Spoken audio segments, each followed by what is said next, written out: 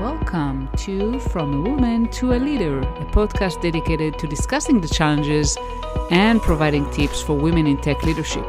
Hi, I'm your host, Limor Bergman-Gross, and in each episode, we'll hear from other successful women in tech, sharing their stories, insights, and advice. Join us as we empower each other to reach our full potential in the tech industry.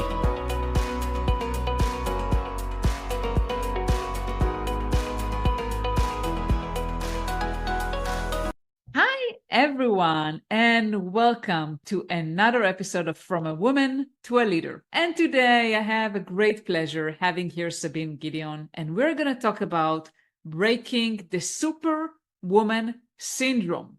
And you'll hear more about it, I promise you. And Sabine is an author, a speaker, an executive career and leadership strategist for women and emerging leaders seeking to elevate their confidence, and she's an influencer. She is a founder of She Leads Network. She is a host and a producer of a podcast called She Leads Now, and probably many more things. So hi, Sabine. Welcome. Hi, Limor. Thank you so much for having me. I'm excited to have this conversation with you. Me too. I'm excited so much to having you here, and thank you so much. And let's start maybe by introducing yourself. I probably missed a lot of things. So you got all the major ones. You definitely got all the major ones. Thank you so much for that introduction and the opportunity to share with your audience. So as you mentioned, I am an author. I do speaking engagements, mostly for organizations in training and development or professional development. And I've been serving in the capacity as an executive career leadership strategist for the last 5 years. My background is actually in human resources. I started my career straight out of undergrad, did that for about 14 years until I realized that this was no longer the path that was going to serve me or to allow me to serve those who I felt called to serve. So I stepped out in entrepreneurship in the deep end about 5 years ago, and I've been, slowly swimming my way upstream since then. Yeah, absolutely. So what kind of triggered the move from HR to entrepreneurship? Can you share a little bit? Absolutely. So it originally started back in 2011. I was working in a role where I enjoyed the role. I did not care for my manager. She was, by every definition, a micromanager. And I happened to stumble upon this book from Laurel Langmeyer, who I believe is still in this space, but it was the something millionaire maker. I believe that's the title, but I'll get you the official one. And it was talking about how these regular people that she worked with identified skills that they had, and they turned these skills into businesses, and that allowed them to eventually leave corporate. And so at the time, I had recruiting experience. I had done a whole bunch of interviews. So I read this book and I was just like, oh my gosh, I can be a millionaire writing resumes and teaching people how to be better interviewers. Well, didn't really happen that way. I started with friends and family who, as you know, they don't want to pay. Yeah. My disillusion bubble was quickly popped. And it was something that I kind of kept in the back of my mind. The unique thing was, because of my role in talent acquisition and HR, I was always supporting individual employees when they were looking to advance to the next level, coaching them, figuring out how to, map out where they wanted to be, and then reverse engineer what are the skills that they needed, what did they need to focus on in terms of projects. And so coaching naturally became part of what I was doing on a day-to-day basis. I just didn't know it. Also, I supported leaders directly. So there was a lot of one-on-ones where, I would get assigned the leaders who were, they got results, but they had some challenges. They had some people challenges. And I would get them behind closed doors, and they were human beings. Like, I knew more about them than just what was happening. And so something in me, I feel like that was like the training ground, if you will. I finally got to this place where I felt like, I reached the pinnacle of success in corporate America. I wanted an HR business partner role so badly, got it. And then 6 months in, just realized that this was not it. It was one of those moments where I was just like, I cannot do this for another 30 years of my life. Like this is absolutely not okay. And the challenge with that was, I had worked myself up to getting that role. I didn't have a plan B. I didn't have some other aspiration. And so that caused me to have to go inside and really ask myself two questions. When have I felt the most alive in my career? And when have I felt the most impactful? And it was when I was working with candidates, internal candidates one-on-one and helping them map out their career. And it was when I was behind closed doors with leaders. So once I worked through all of my fear, all of my doubt, all of my insecurity, I put together a plan, obviously, and decided that I was going to take the leap into entrepreneurship with the understanding that, you know what, at the end of the day, I have skills. If things don't work out, I can always go back to corporate. But I didn't want to look back, 60 years from now on my deathbed, like, man, I wish I would have at least tried. Absolutely. And this is incredible wisdom, Sabine. Just want to say, that I cannot see how you can stay in the same role for 30 years, no matter what you do.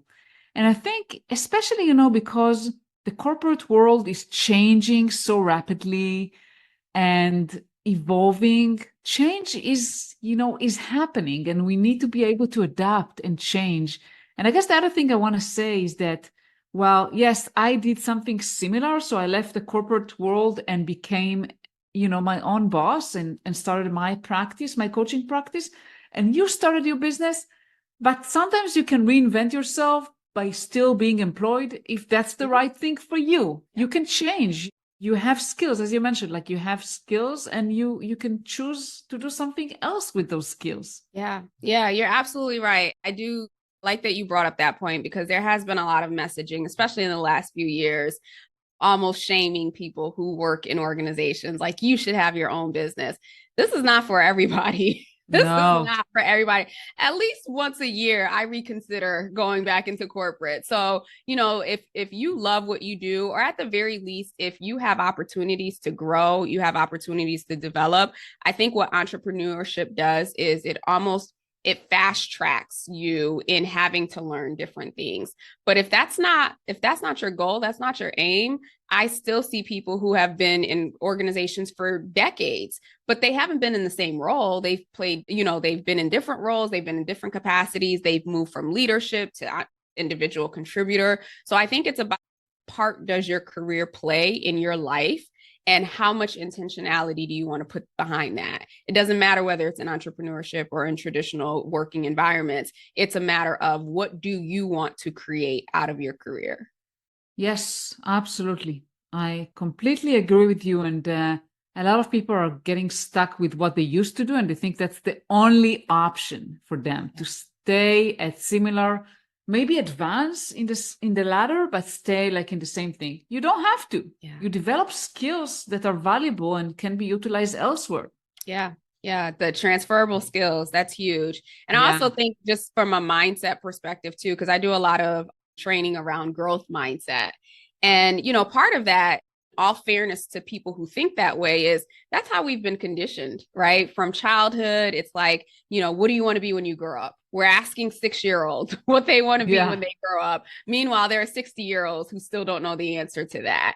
And so we are pigeonholed very early, and we're kind of conditioned to think that, oh, if I go down this path, this is the path because this is the path that I've invested all this time, energy, money, and resources into.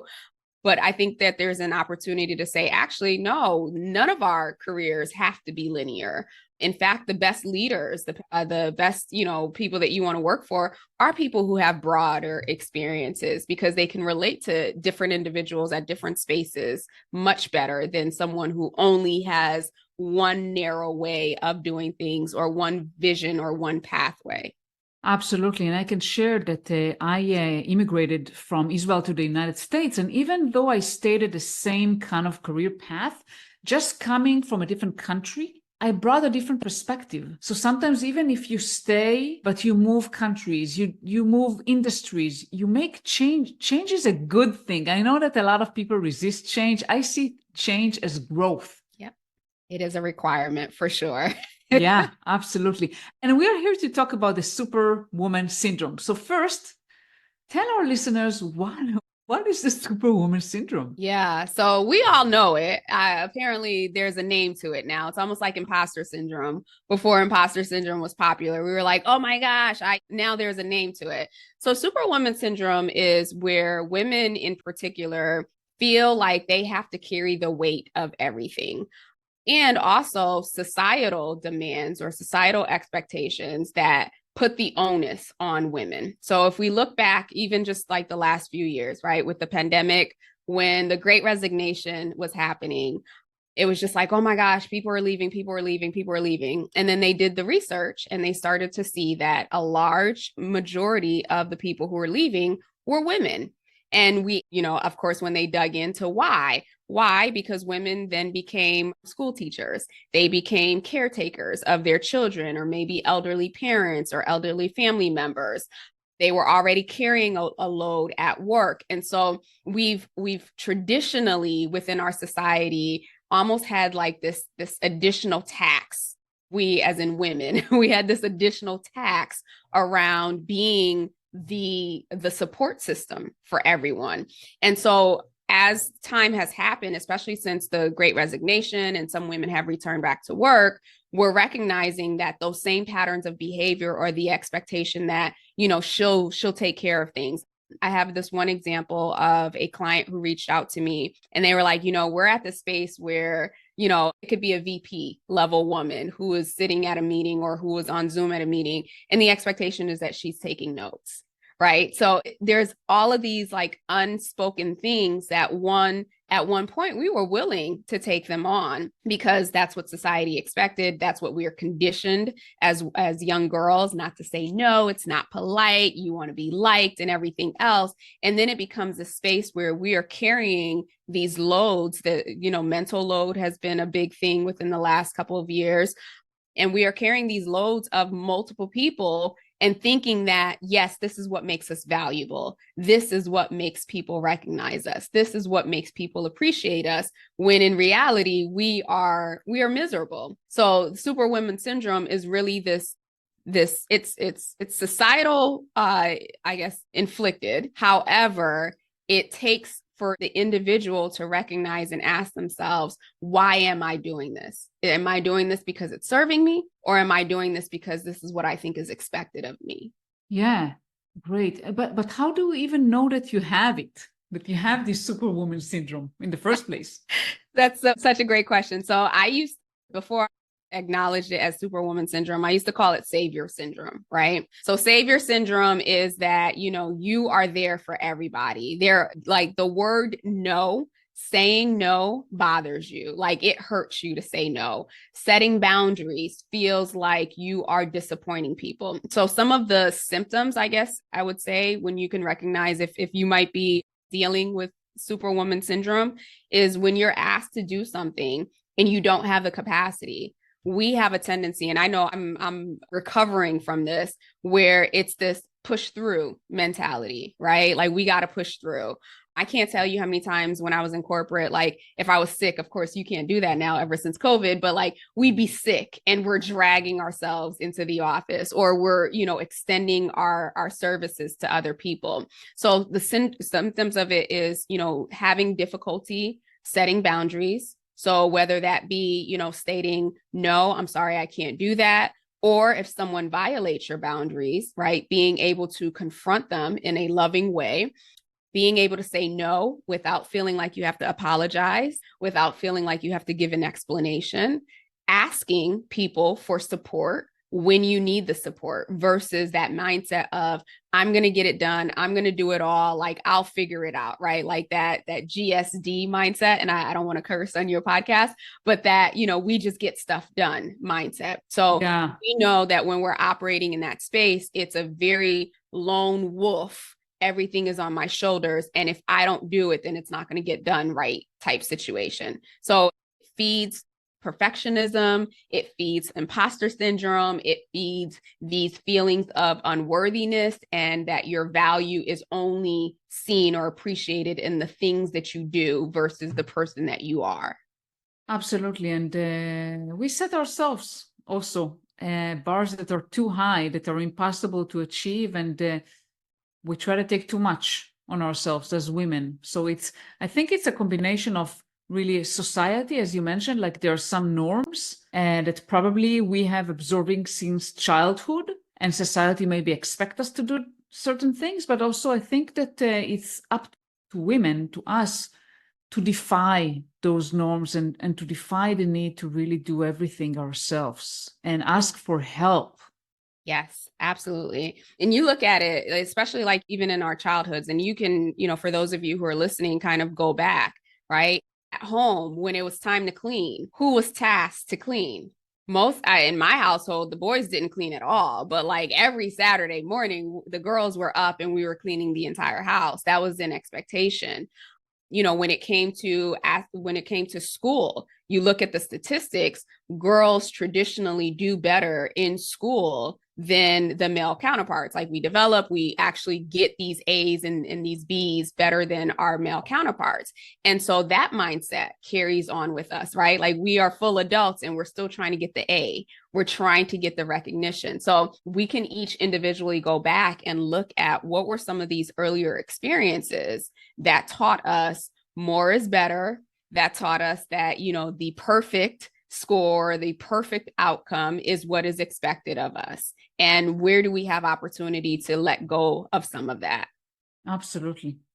And I want to talk about setting boundaries and saying no. Easier said than done, right? I mean, this is very difficult for many of us, especially because we don't want to seem like we're not collaborative. Maybe we don't want to be seen as aggressive. So can you share some strategies, especially in the workplace? Like how can you say no to someone asking you to do something that it's too much, or maybe you shouldn't, as you said, taking notes, without being seen as someone who is aggressive or is not collaborative? Yeah, great question. So before I answer that part, I'm gonna help the audience kind of unwire so that they can rewire, right? So when you think about us as a part of our human development, we learn the word no very early on, right? If you ever get around a 2-year-old, that's like their favorite word, right? So if you think about our first few words, it's like dada and then no, right? That's a word that we learn very, very early on and we use liberally as children.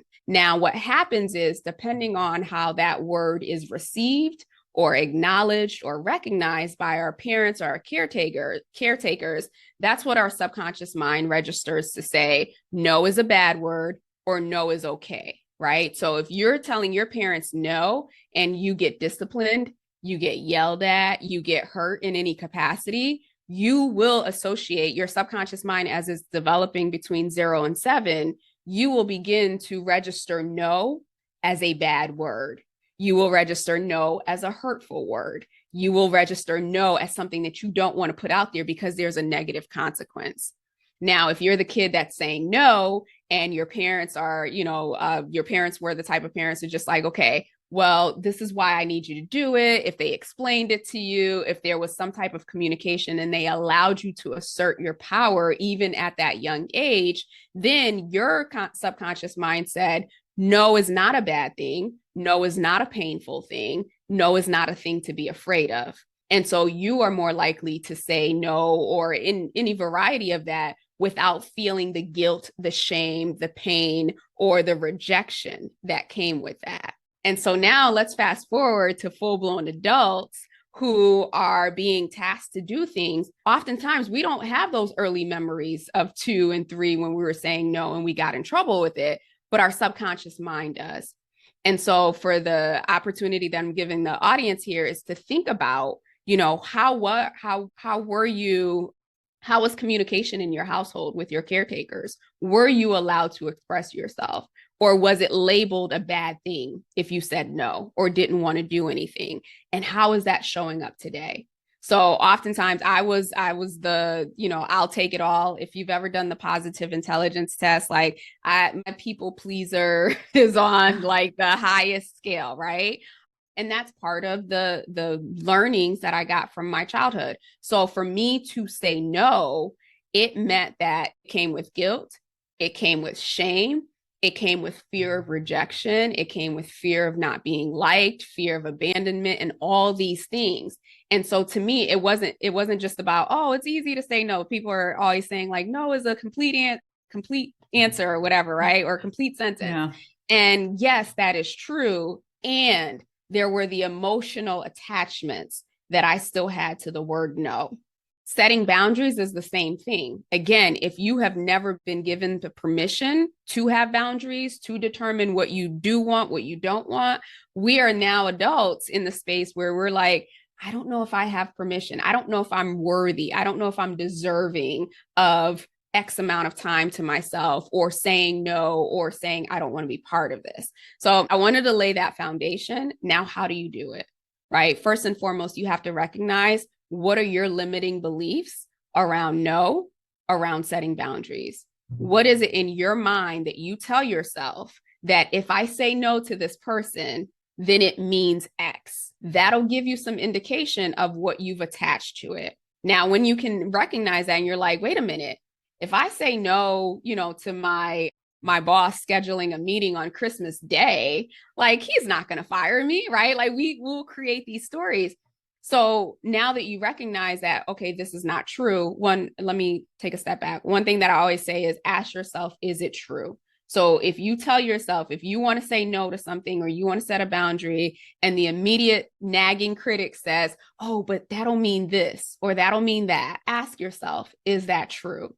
And if there's no evidence, right, it takes your subconscious mind to go to work. If there's no evidence that a negative thing is going to happen, then say, okay, how can I communicate this? And of course, we can get into, there's actually a little formula that I use when it comes to setting boundaries. And I literally have to keep it at my desk because I am still a work in progress when it comes to setting boundaries. So, if someone does something that, that violates your boundaries that you've set, that you've communicated, or maybe you haven't communicated, the formula is, or framework is, when you, and then you give them the example of what it is that they've done. I feel, you name the emotion that is triggered during that action.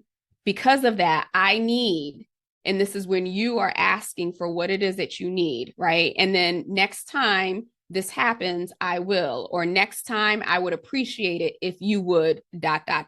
So that's the framework. Again, it's when you, whatever the action is, I feel, whatever the emotion is triggered in for you, I need, you're telling them what it is that you need for them from a support perspective. And next time I will. And that could be a consequence, or that can be an expectation that you're setting. I love that. I love that. And if you have like examples you can share, I mean, I'll put that in the blog post. I mean, that will be fantastic. Absolutely. Absolutely. So I'll give you a perfect example. I live on the East Coast. I mean, I live on the West Coast and my family lives on the East Coast. So I've been out here 5 years, Lamora. You would think that they know that there's a 3-hour difference, but they have selective memory, right? So I will get text at 5:30 in the morning, 4 in the morning, because it's their morning. So one of the boundary settings were, when you send me a text at 5:30 in the morning or whatever time it is, it disturbs my sleep. It disturbs my morning routine. What I need for you is to either recognize that we have a 3-hour difference, or wait until at least noon your time before calling me. Next time, I will either send you straight to voicemail or ignore your text message, or, I will call you when I wake up, right? So that's a way to whether you want to position it as a consequence or you want to position it as an expectation. So that's a basic one of, setting that expectation of like, when you do this, this is how I feel, or this is what happens to me. And, this is what I need from you. And next time it happens, this is what you can expect. That's incredible. That's absolutely incredible. And so pragmatic. Love that. Yes.